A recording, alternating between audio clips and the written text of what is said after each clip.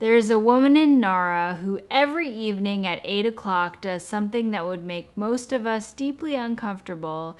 She turns her phone off completely and she does not turn it back on until the morning. Not on silent, not face down off. And in the hours that follow, something happens that she describes simply as her mind coming back to her. The noise settles, the endless low background hum of other people's opinions, other people's lives, other people's demands goes quiet.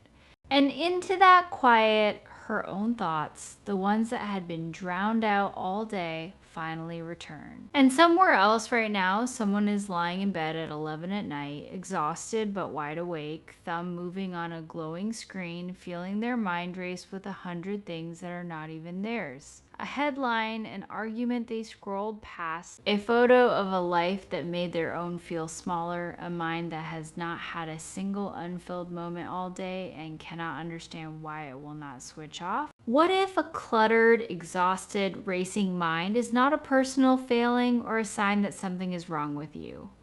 What if it is simply a mind that has never been given the chance to empty in a world designed to keep it full?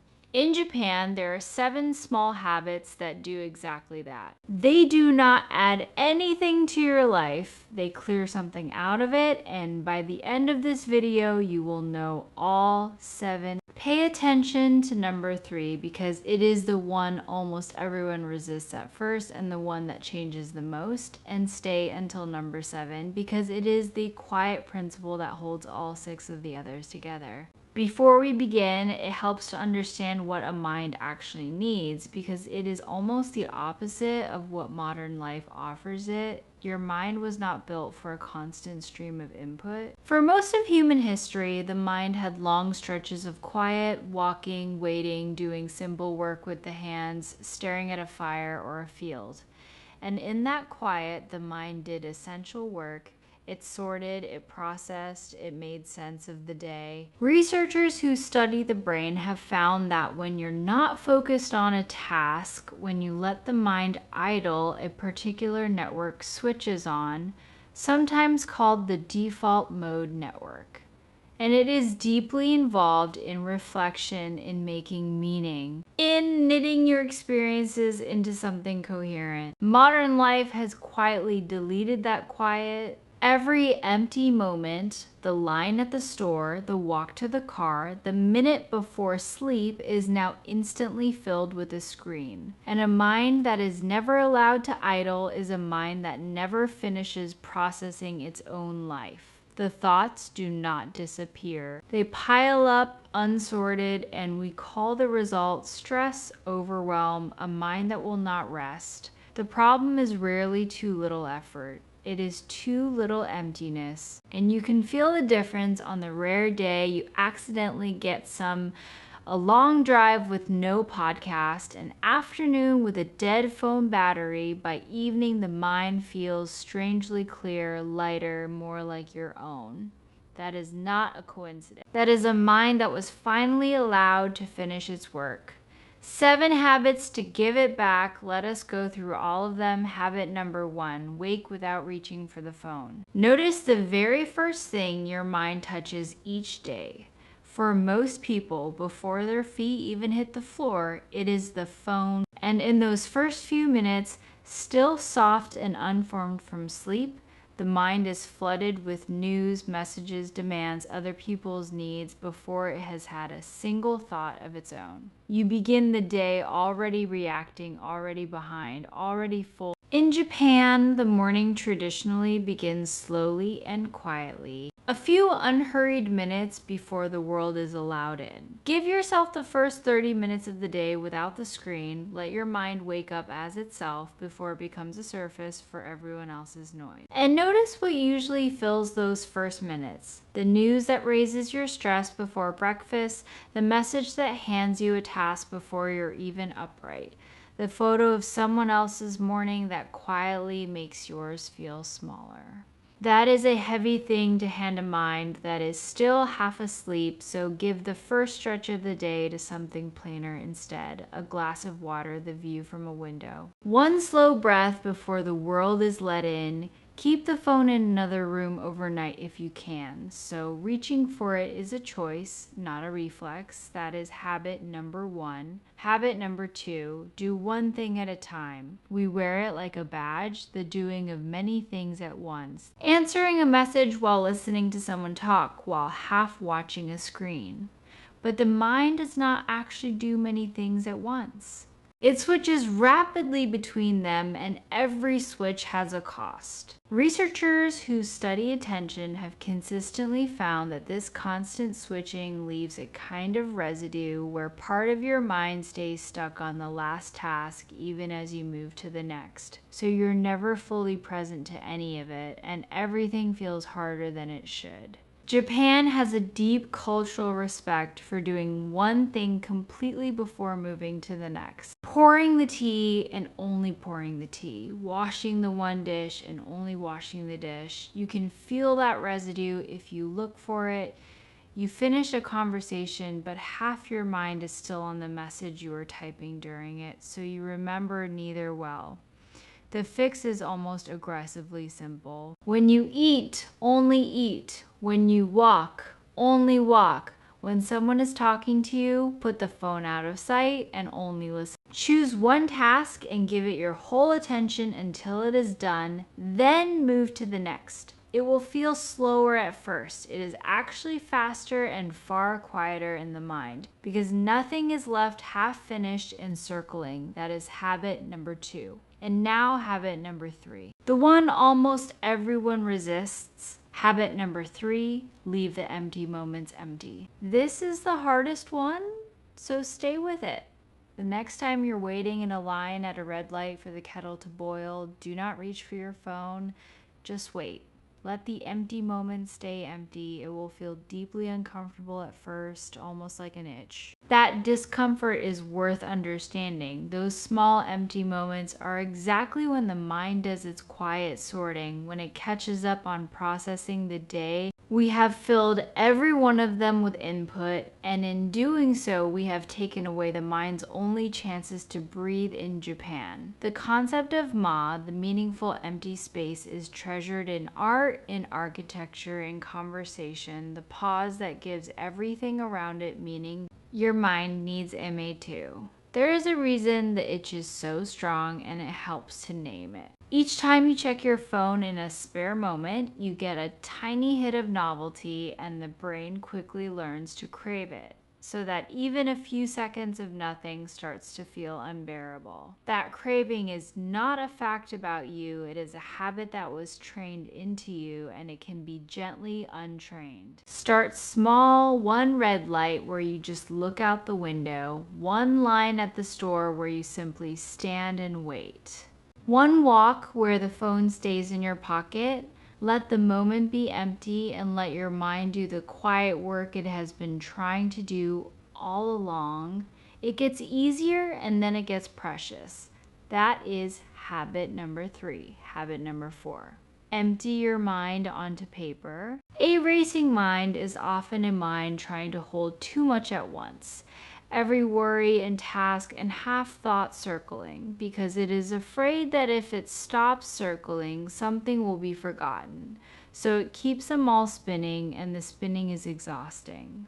There's a simple way to stop it. Once a day, ideally in the evening, take a few minutes and write down everything that is on your mind. Not neatly, not as a journal, just empty it. Every worry, every task, every loose thread out of your head and onto the page. Research on expressive writing has consistently linked the simple act of putting worries into words on paper with reduced anxiety and a clearer mind. Once a thought is safely on the page, the mind is finally allowed to stop holding it. Do not make it a diary and do not make it neat, just a fast, messy list. Everything I'm worrying about, everything I need to do, everything rattling around in there, get it all out in whatever order it comes until your head feels lighter than the page. Some people keep a small notebook by the bed for exactly this, so the 3 in the morning thoughts have somewhere to go that is not another lap around your mind. A few minutes, a piece of paper every evening, empty the spinning onto the page. That is habit number 4. Habit number 5. Take a fast from information. We think of fasting as something we do with food, but the modern mind is overfed on something else entirely. Information, a constant all-day stream of news, updates, opinions, and noise, far more than any mind was built to digest. And just as the body needs time between meals to rest and process, the mind needs time without new input to do the same. In Japan, there is a long tradition of simple, quiet retreat, of stepping back from the churn of the world to let the mind settle.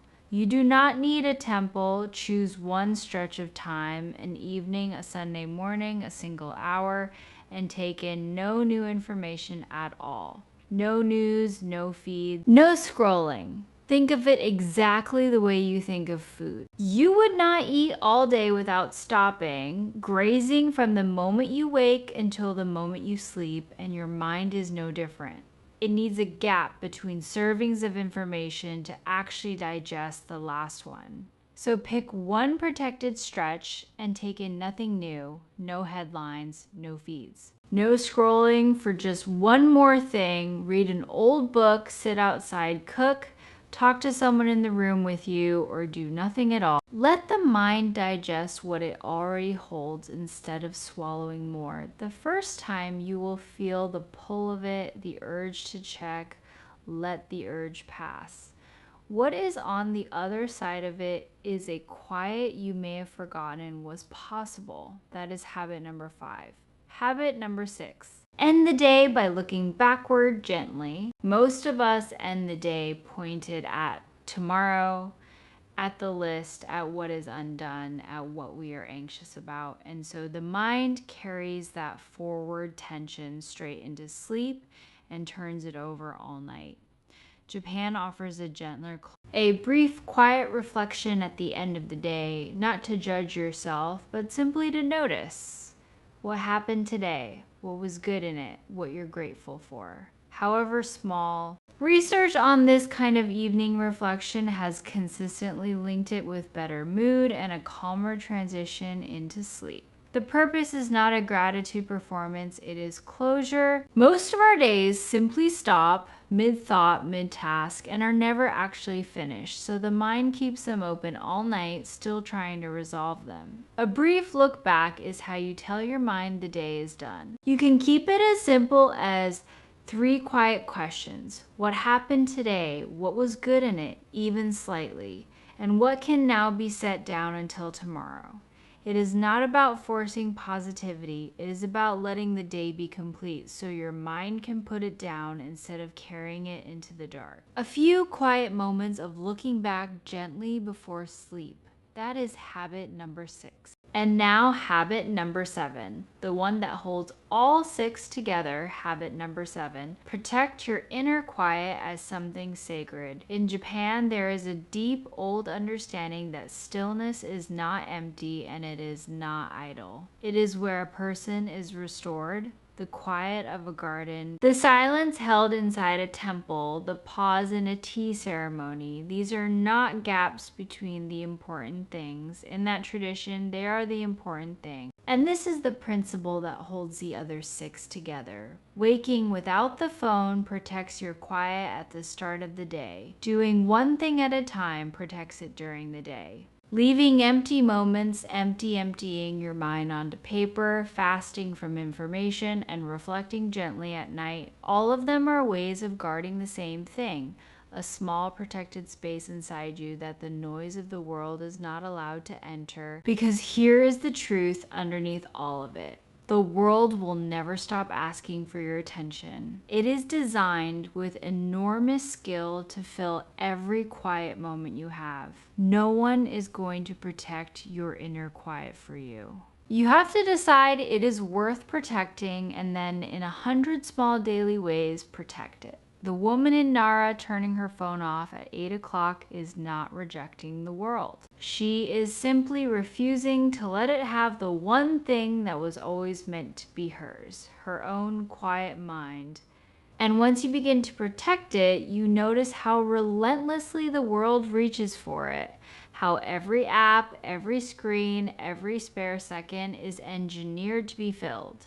Protecting your quiet is not something you do once. It is a small stand you take again and again every single day in favor of a mind that belongs to you. That is habit number 7. Here's everything in one breath. Wake without reaching for the phone. Do one thing at a time. Leave the empty moments, empty your mind onto paper. Take a fast from information. End the day looking gently backward and protect your inner quiet as something sacred. 7 habits. Not one of them asks you to add anything to an already full life. Every one of them clears something out and gives a little quiet back. The woman in Nara with her phone off at 8 and her mind returned to her did not arrive there through some rare discipline the rest of us lack.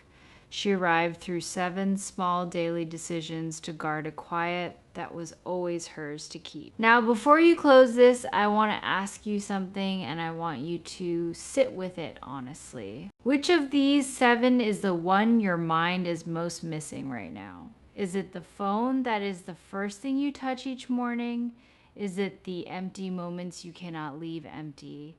Is it the spinning thoughts you have never once emptied onto a page? Or is it simply the quiet itself, the inner stillness you have not felt in so long you had almost forgotten it was possible? Drop the number in the comments 1 through 7 because naming the one thing is the first step toward reclaiming it, and someone else reading your comment may recognize themselves in it and feel for a moment a little less alone. If this gave your mind even a little room to breathe, share it with one person you know whose mind never seems to stop and who quietly deserves a little of that quiet back. Take care of yourselves. I will see you in the next one. This content is for general well-being and lifestyle inspiration only, not medical advice.